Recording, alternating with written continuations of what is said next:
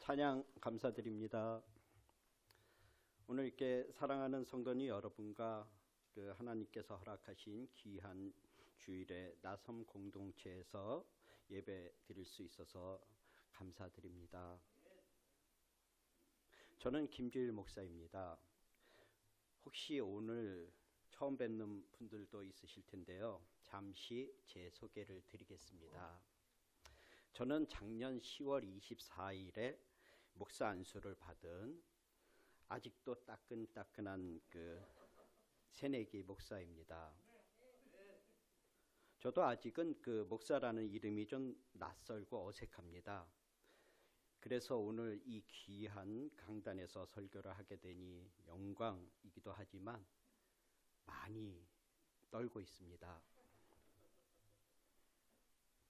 오늘 성경이 주시는 말씀이 저의 말이 아닌 주님이 주시는 마음으로 들어주시면 감사하겠습니다. 저는 지금까지 60년을 넘게 살아오면서 평생 학원을 운영하고 컴퓨터와 수학을 가르쳐 왔습니다. 오랜 시간 학생들과 함께 지내다 보니 지금도 아이들처럼 장난치기 좋아하고 농담 자주 하는 여전히 철없는 아이와 같은 마음을 가지고 있는 철부지 목사입니다. 저는 노원구 화랑대역 앞에서 아내와 둘째 아들 이렇게 셋이 살고 있고요. 큰아들은 결혼해서 예쁜 6살짜리 손녀를 두고 있습니다. 아들들보다는 손녀가 더 사랑스럽습니다. 이렇게 저처럼 평범한 사람이 어떻게 목사가 되었을까요? 40세가 넘어서면서부터 하던 학원 사업과 프랜차이즈 출판 사업이 점점 힘들어지기 시작했죠. 그땐 정말 절박한 마음으로 하나님께 매달리게 되었고 그 과정에서 예수님을 인격적으로 깊이 만나게 되었습니다.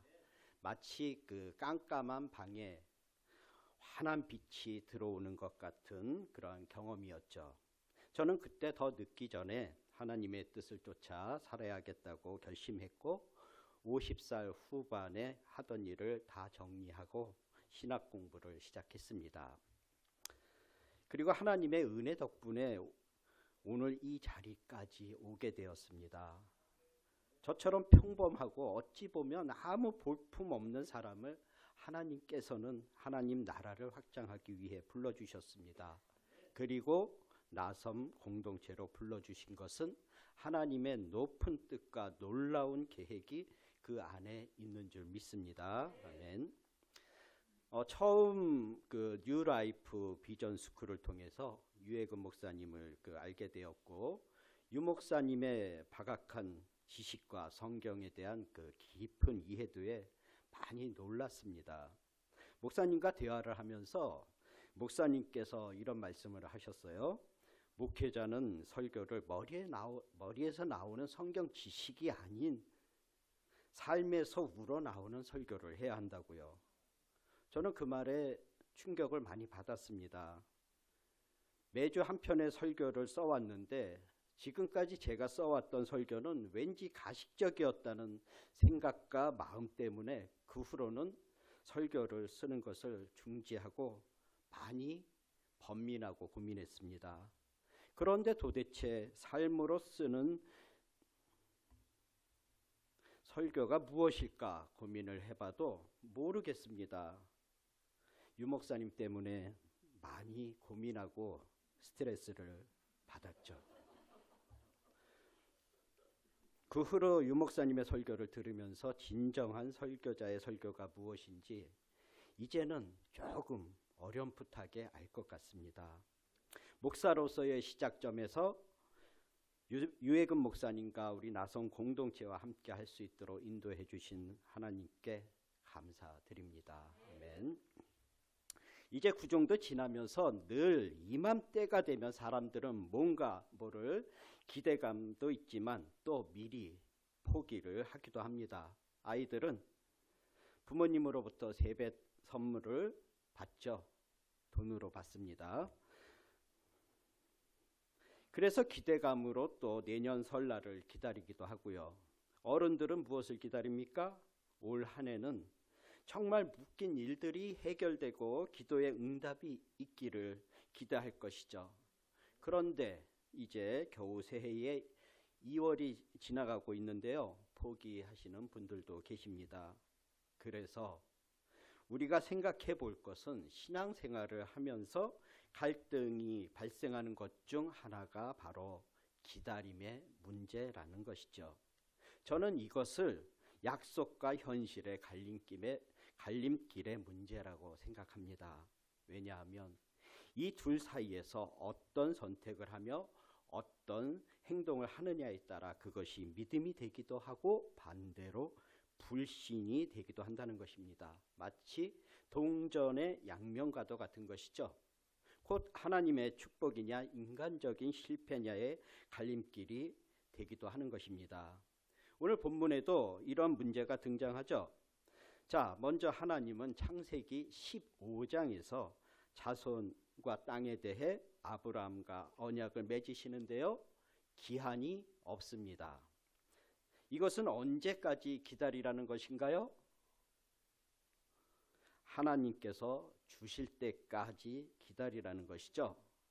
창세기 15장에 아주 중요한 아브라함 언약의 체결식이 나오는데요.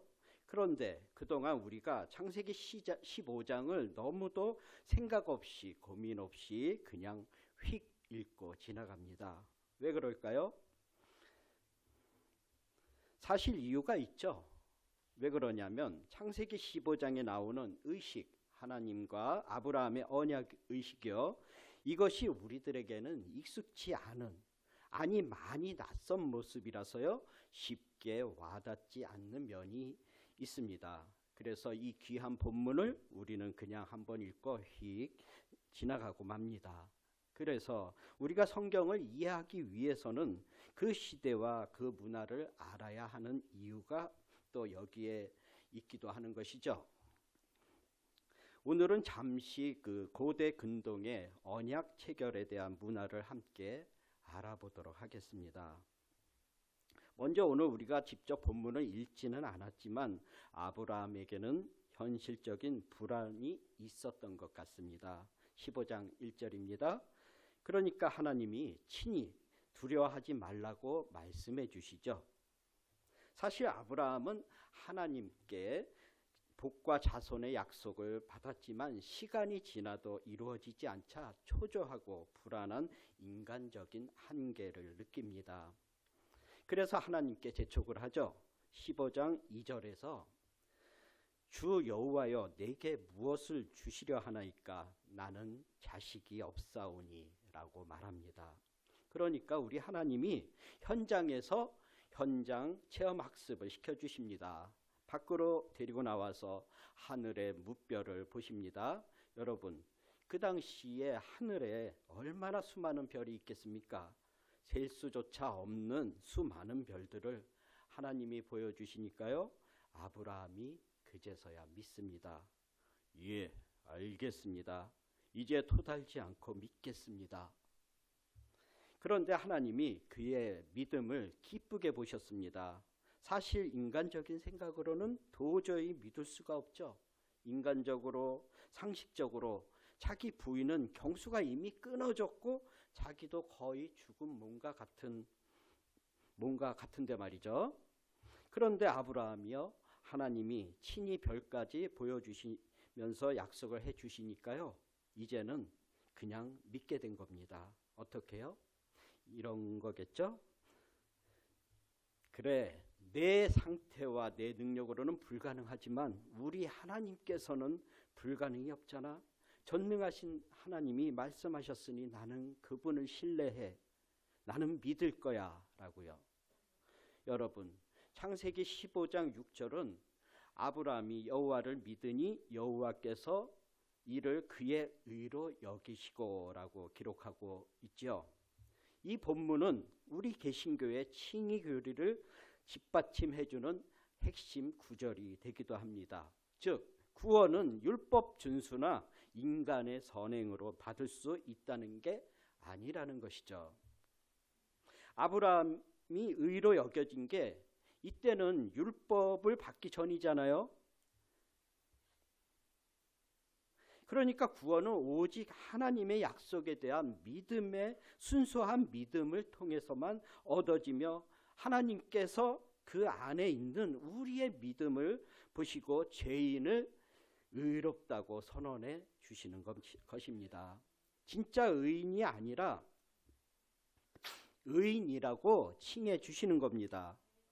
여러분, 우리는 진짜 의인이 아닙니다. 그저 용서받은 의인입니다. 하나님의 은혜로 의인이라고 칭해지는 존재일 뿐인 것이죠. 아무튼 아브라함은 자손에 대한 하나님의 약속에 대해서는 이제 믿음이 생겼습니다. 그런데 이번에는 하나님이 다시 땅에 대한 약속을 하십니다. 그런데 하나님의 말씀에 이번에는 아브라함이 이렇게 말하죠. 15장 8절입니다. 내가 이 땅을 소유로 받을 것을 무엇으로 알리까? 그러니까 아브라함의 말은 이런 겁니다. 하나님, 약속이 너무 어마어마합니다. 자손 약속은 제 몸에서 태어날 아들에 대한 희망을 품게 했지만 땅 약속은 이 광활한 가나안 땅 전체를 소유한다는 것이 현실적으로 훨씬 더 크고 불확실한 미래의 약속입니다. 그래서요, 하나님, 이 거대한 약속을 단순한 구두 약속으로 끝내지 않고 우리 인간들의 간섭에 따라 확실한 효력을 가진 증표를 확증해 주시면 안 될까요? 인간들도 중요한 약속은 그 체결 의식을 통해 확증하고 신뢰를 담보하는데 하나님도 좀 그렇게 해주시면 안 되나요? 이런 의미입니다. 여러분, 아브라함도 인간입니다. 그는 하나님에 대한 믿음은 있었지만 그의 믿음이 완전하지는 않았습니다. 즉 그도 믿음의 과정 속에 있는 것이었죠. 여러분, 믿음은 한순간에 완성되는 것이 아니라 하나님과의 관계 속에서 점차 성장하고 확증되어가는 과정임을 우리는 오늘 아브라함을 통해서도 잘 알 수가 있습니다. 그러니까 우리 하나님은요, 참 마음이 좋으십니다. 아브라함의 마음을 아시고 그의 말대로 그가 제안한 대로 언약 체결의 의식을 행해 주시죠. 그의 믿음을 굳건하게 해주시기 위해 가장 확실한 방법으로 친히 약속을 확증해 주시는 겁니다. 15장 9절부터 언약 체결식이 시작되죠. 하나님이 아브라함에게 3년 된 암염소 또 순양과 비둘기를 가져오라고 합니다. 그러니까 아브라함이 바로 그 말을 알아듣고요. 10절에서 그것들을 잡아서 둘로 쫙 쪼개어 놓습니다.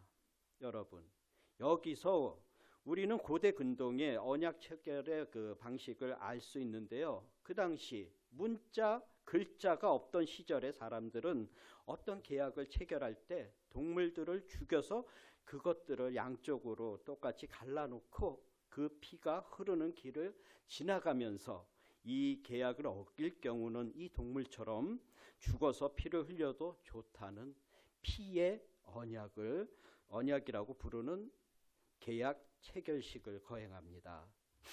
그런데 이 계약이라는 것이 평등관계의 계약일 수도 있고 주종관계의 계약일 수도 있잖아요. 만약에 평등관계의 계약이라면 두 당사자가 동시에 쪼개진 동물들 사이의 길을 나란히 지나가고요. 주종관계라면 한 사람이 먼저 그 길을 지나가고 종의 관계인 사람은 네 발로 기어서 그곳을 지나갑니다. 이게 바로 그 당시 계약 체결의 방식이죠. 자, 그런데 우리 하나님이 아브라함이 불안해하고 힘들어하니까요, 인간들이 하는 방법으로 계약 체결 방식을 진행해 주신 것입니다. 여러분, 정말 우리 하나님은요, 이런 자상하신 분이셔요. 버럭 소리치거나 호통치지 않으시고요, 아브라함이 원하는 방식대로 그대로 해주십니다. 그런데요, 여기서 우리는 머리가 갸우뚱해집니다. 15장 12절입니다. 해질 때에 아브라함에게 깊은 잠이 임합니다. 아니, 중요한 시각에 가장 엄숙한 시간에 잠이 옵니까? 여러분, 이게 말이 안 되잖아요. 지금이 어떤 순간인데요. 그런데 12절의 깊은 잠, 이것은 히브리어로 타르데마라고 하는데요. 이것은 우리가 생각하는 인간적인 졸음, 인간적인 수면의 깊은 잠이 아닙니다. 이 똑같은 단어가 창세기 2장 21절에도 쓰였는데요. 한번 볼까요? 여호와 하나님이 아담을 깊게 잠들게 하시니, 여기서도 타르데마라는 같은 단어가 쓰였습니다. 그렇다면 아브라함의 깊은 잠은 아브라함이 졸려서 잔 게 아니고 하나님이 자게 하신 것이죠. 즉 이것은 하나님께서 초자연적인 일을 행하시기 위해 인간을 깊은 무의식의 상태에 두실 때 사용되는 단어입니다. 즉 죽지는 않았지만 죽은 것처럼 인간이 깊은 잠에 빠지게 하시고 이제 하나님의 일을 하시는 것이죠. 그래서요 17절입니다. 타는 횃불. 여러분, 구약에서 하나님은 종종 불의 모습으로 현현하십니다. 그런데 지금 이쪽엔 동물들 사이로 누가 지나갑니까? 타는 횃불이요. 즉 하나님이 지나가셔요.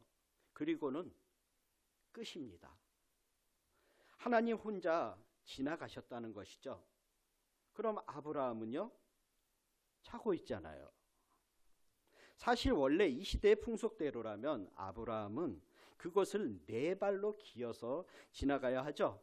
하나님과 아브라함의 관계가 평등 관계는 아니잖아요.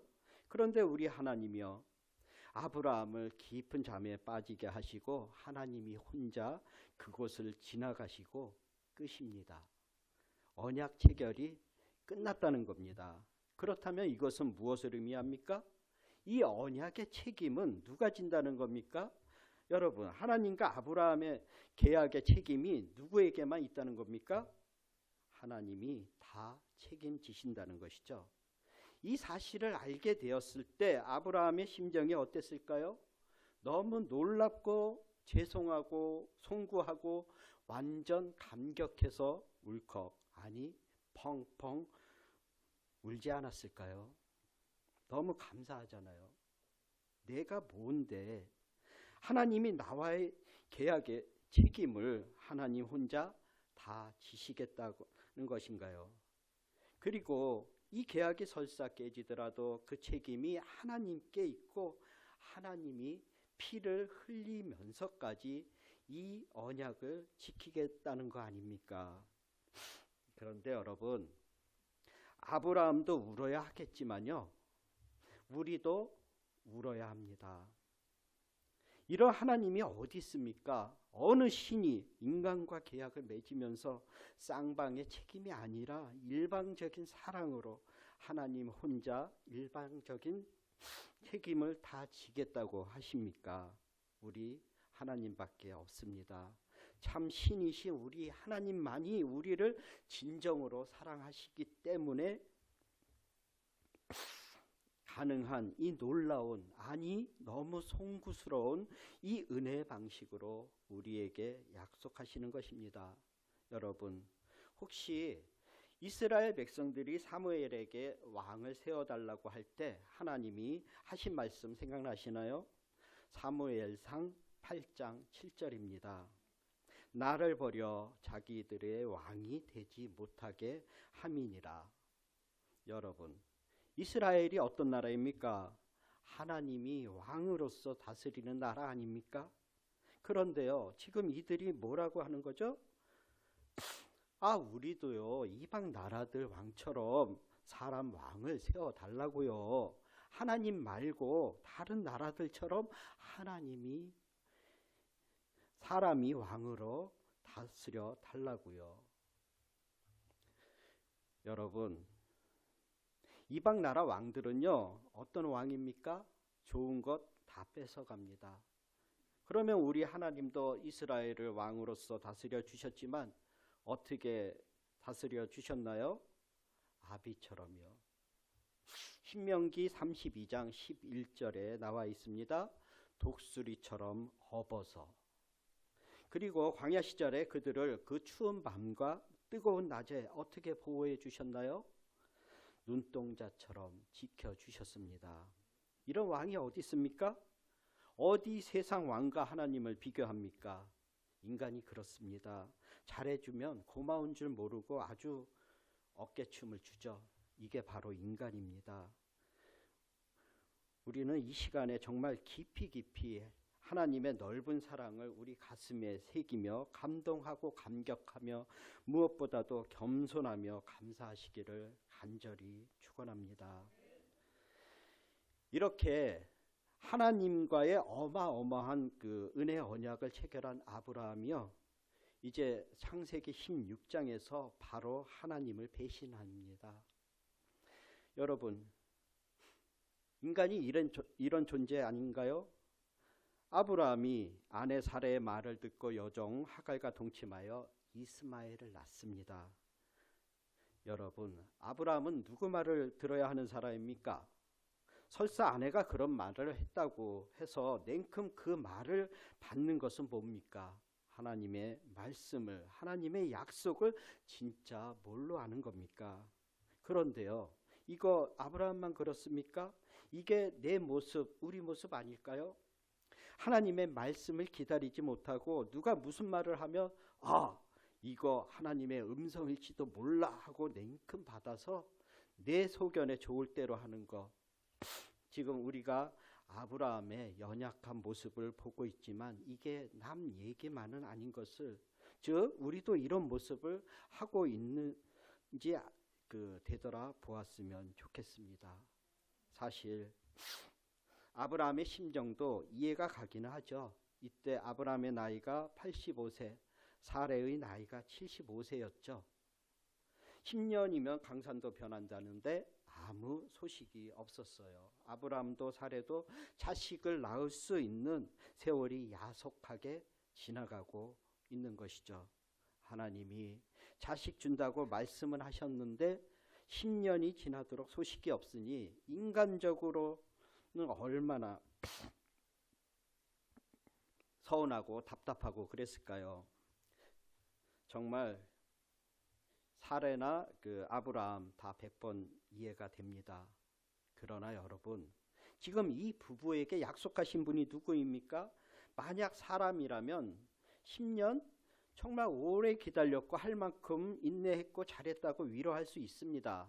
그러나 아브라함에게 약속을 하시고 친히 언약 체결식까지 해주신 분이 바로 천지의 창조주, 우주 만물의 주인이신 하나님이신데 10년이 깁니까? 30년, 50년도 기다려야죠. 그런데 이것이 참 말로 또 쉬운 것은 아니죠. 여러분은 간절히 부르짖어도 응답되지 않는 답답함 때문에 자신의 신앙을 의심해 본 적이 없으신가요? 이것은 꼭 이루어질 것이라는 확신을 가지고 시작했던 일이 전혀 성취될 전망이 보이지 않을 때는 없으신가요?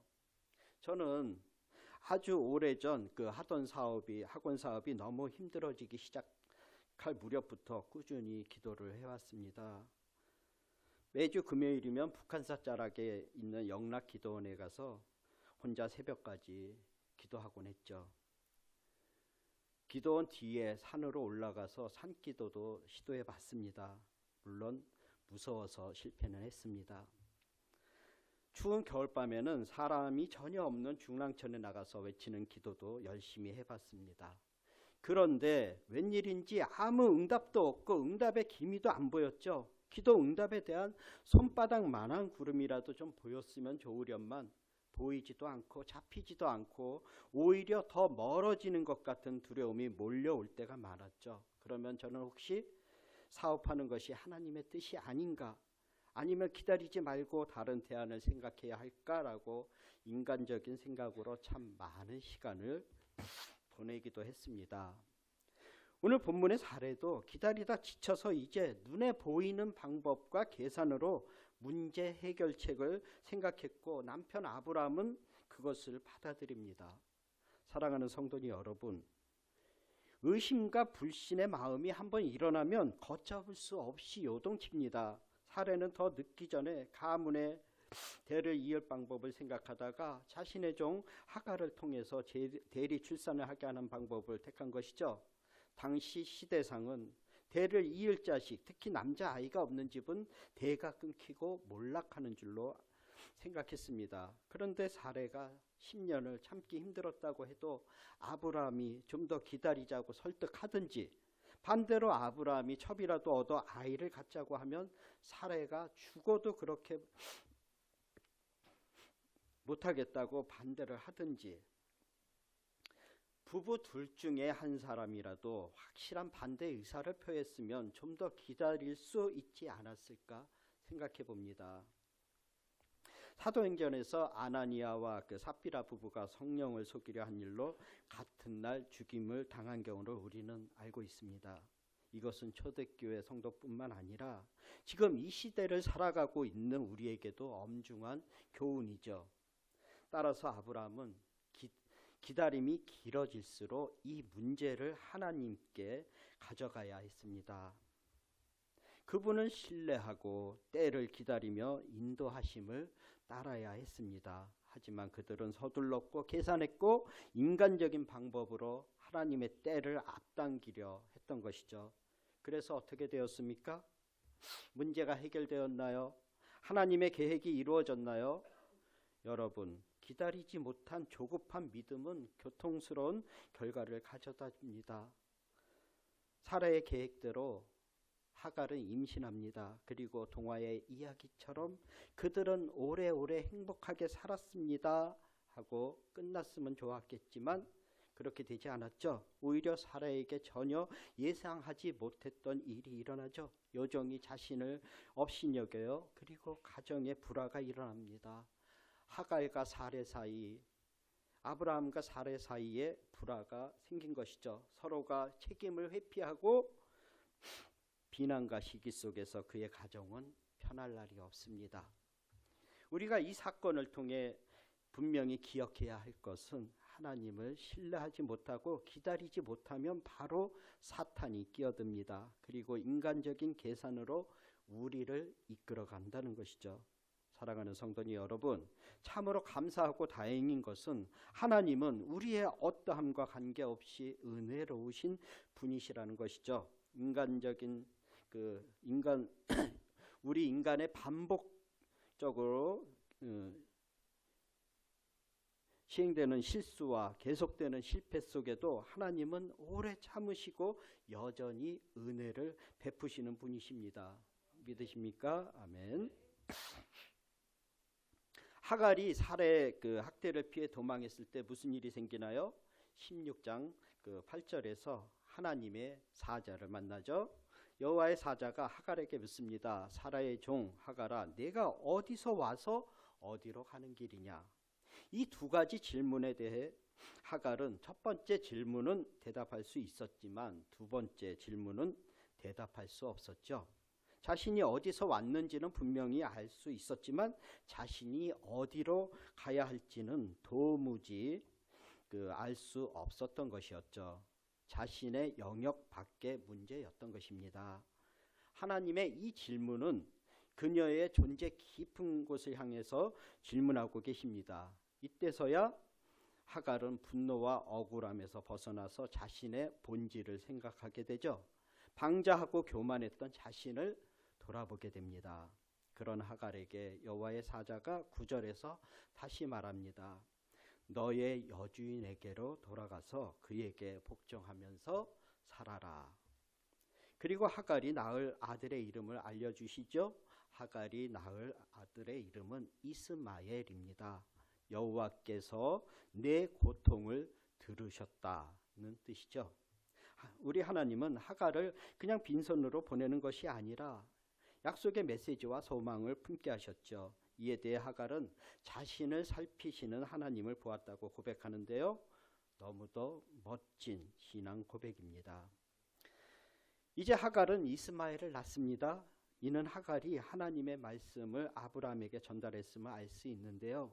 이스마엘이라는 이름 그 자체로 아브라함과 사레에게는 큰 교훈이 되었을 것이죠. 이스마엘, 하나님이 들으신다는 것. 하나님이 인생의 고통과 아픔을 보시고 도움을 구하는 소리를 들으신 것입니다. 아브라함과 사레는 이 아이의 이름을 들을 때마다 부끄러웠을 것이죠. 사실 하나님이 들으신다는 것은 우리의 모든 어려움을 다 해결하고 우리가 원하는 대로 하나님이 이루어 주신다는 것은 아니죠. 어떤 의미에서 하나님이 들으신다는 것은 우리에게 더 큰 믿음을 요구하는 일입니다. 많은 기다림과 인내가 필요한 일입니다. 그러나 그 모든 상황 속에서 참 위로가 되는 것은 하나님이 우리 각자를 아시고 우리를 살피시고 우리의 음성을 들으신다는 것이지요. 우리 마음의 목소리까지 하나님은 주목하시고 그분의 뜻대로 우리를 인도하십니다. 그래서 오늘 우리가 배워야 하는 교훈은 무엇입니까? 하나님을 신뢰함으로 그분의 약속을 기다리라는 것입니다. 현실은 답답하고 조급해 보여도 끝까지 하나님을 신뢰하는 가운데 기다리십시오. 하나님이 우리를 살피시고 우리를 돌아보십니다. 세상의 관습과 편법을 사용하는 것은 장장에는 좋아 보일 수 있지만 문제를 더 복잡하고 어렵게 만듭니다. 기억하십시오. 그분이 아십니다. 그분이 들으십니다. 그분이 계획을 갖고 계십니다. 이제 인간적인 노력을 그치고 잠잠히 하나님만을 바라며 기다리는 저와 여러분이 되시길 바랍니다. 오늘 말씀을 정리하겠습니다. 사랑하는 성도님 여러분, 하나님이 우리 인생 가운데 기다림을 허락하셨다면 그 기다림을 제거하도록 노력하기보다 잠잠히 그 기다림 속에서 하나님의 뜻을 구하며 하나님을 바라보는 것이 우리의 할 일입니다. 믿음의 길을 가려는 성도와 이를 방해하려는 사탄의 각종 세력이 부딪히는 곳, 여기가 바로 약속과 현실 사이입니다. 이 사이의 갈등과 싸움은 성도가 되기 위해서는 누구나 통과하게 되는 필수 과정이며 반드시 이기고 넘어가야 하는 훈련인 것입니다. 이러한 영적 싸움에서 이제는 넉넉히 승리하시는 저와 여러분이 되시길 간절히 소망합니다. 이러할 때 우리 나섬 공동체에게 주시고자 하는 약속도 언젠가는 반드시 이루어질 것입니다. 우리 개인에게 주어진 약속도 마찬가지로 이루어질 것입니다. 저와 여러분 모두가 기도로 무장하고 믿음으로 무장하고 화목함으로 무장해서 하나님이 우리 나섬 공동체와 우리를 통해 이루고자 하시는 모든 일이 성취될 때까지 나를 살피시는 하나님만 바라보아야 합니다. 나의 고통을 들으시는 하나님을 끝까지 기다리고 준비하여 반드시 취하고 승리하는 그날까지 전진해 나아가시기를 이 시간 간절히 축복합니다. 끝으로 저의 이야기로 말씀을 맺겠습니다. 제가 사업이 어려워지면서 하나님을 붙잡고 씨름하며 기도하며 매달렸던 결과 저의 사업은 어떻게 되었을까요? 여전히 경제적으로 어렵습니다. 아내가 직장 생활을 하며 경제적인 어려움을 이겨나가고 있습니다. 하지만 저와 아내는 하나님만을 의지하며 하나님과 동행하는 더 큰 축복을 누리는 귀한 자녀가 되었습니다. 아멘.